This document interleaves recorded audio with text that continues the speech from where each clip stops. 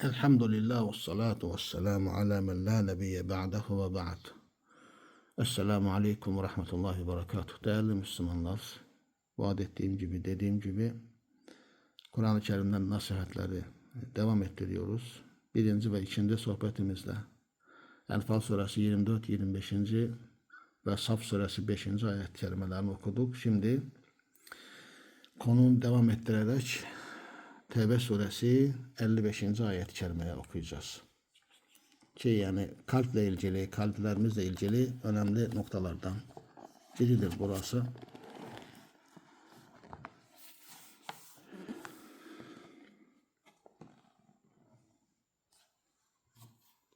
Rabbimiz buyuruyor ki فَلَا تُعْجِبْكَ أَمْوَالُهُمْ وَلَا أَوْلَادُهُمْ Onların ne malları ne de evlatları seni şaşırtmasın veya senin hoşuna gitmesin. İnnemâ yuridullahu liyuazzibakum biha fil hayatid dunya. Allah onunla sadece neyi istiyor? Liyuazzibakum biha fil hayatid dunya. Onlarla yani mallarla, evlatlarla onlara dünyada azap versin, dünya hayatında. Ve tezhaka enfusuhum ve hum kafirun.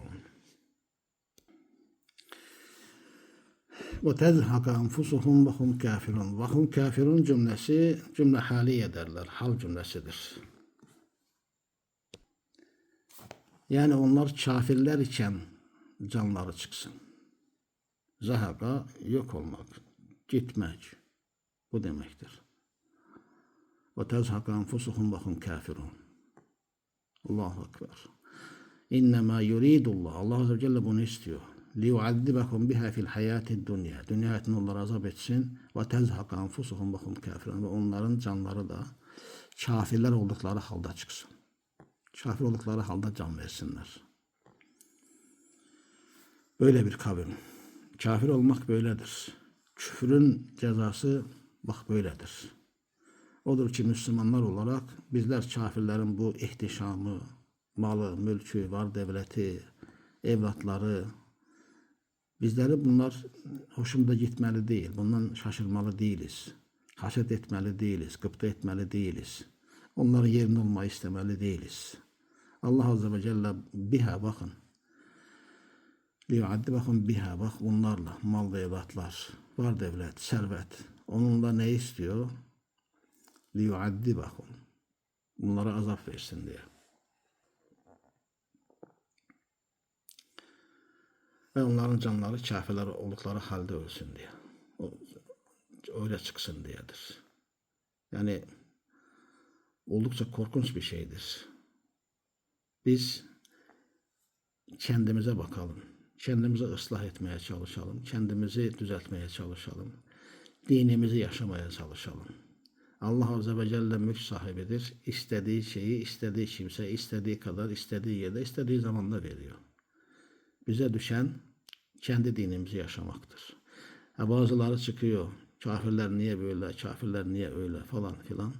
Bunlar kendini dünyaya adamış insanlardır. Veya olayı anlamamış insanlardır. Ben genel olarak hakkında konuşmayayım da yani hepsinin hakkında konuşmayayım da genel olarak yani böyledir. Yani çoğu zaman böyle şeyler konuşuyorlar. Ama Allah korusun böyle bir şeylere düşmektense, kafirler oldukları halde ölmektense, can vermektense Müslümanca yaşayıp Müslümanca olmak lazım. Çünkü Enfal 24'te okuduğum ayet-i kerimede Rabbimiz ne diyordu?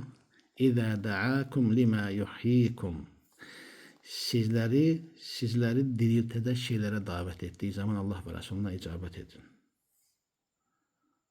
Bunlar ölüdürler. Bunlar diri değil. Kafirler asla diri değil. Onlar ölmüş. Onlar canlı meyit. O yüzden böyle akıbetten kendimizi koruyalım. Böyle şeylerle maldır, evlatlardır kendimizi kandırmayalım. Herkesin, her şeyin hakkını vermemiz lazım. Malımız varsa malının hakkını vermemiz lazım. Evladımız varsa evladın hakkını vermemiz lazım. Zayi etmemiz lazım. Müslüman ne malını zayi eder ne evladını zayi eder. Lakin ne mala tapar ne evlatlarını tapar. Ne mallarını ne de evlatlarını Allah ve Resulünün hükmünün önüne geçirmez. Mesele budur. Yani terk-i dünya falan böyle şeyler yok İslam'da. Ruhbanlık yok İslam'da. Dediğim gibi ayetler gerçekten ağırdır. Yani bunların yükü çok ağırdır. İnsan bunu idrak ettiği zaman ağırlığını da hissediyor, görüyor, anlıyor. Devam edeceğiz inşallah. Ve ahire da'vanen elhamdülillahi rabbil alemin.